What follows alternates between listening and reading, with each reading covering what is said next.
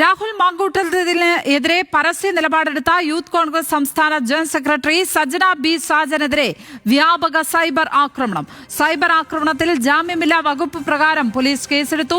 മഹിളാ കോൺഗ്രസ് പത്തനംതിട്ട ജില്ലാ സെക്രട്ടറിക്കെതിരെയാണ് കേസെടുത്തത്. PR പ്രവീണ ചേരുന്നു വിവരങ്ങളുമായി. പ്രവീണ, സജ്ജന വല്ലാതെ ആക്രമിക്കപ്പെടുന്നത് നമ്മളൊക്കെ കണ്ടതാണ്. ഇപ്പോൾ ആർക്കെതിരെയാണ് കേസെടുത്തിരിക്കുന്നത്? മറ്റു വിവരങ്ങൾ. മഹിളാ കോൺഗ്രസിന്റെ പത്തനംതിട്ട ജില്ലാ സെക്രട്ടറി രഞ്ജിത പുളിക്കിനെതിരെയാണ് ഇപ്പോൾ നടപടിയെടുത്തിരിക്കുന്നത്. BNS നിയമപ്രകാരം 79 BNS ആക്ട് 79, 351 2, അതുപോലെ തന്നെ IT ആക്ട് 67 അനുസരിച്ച് ജാമ്യമില്ലാ വകുപ്പ് പ്രകാരമാണ് കേസെടുത്തിരിക്കുന്നത്.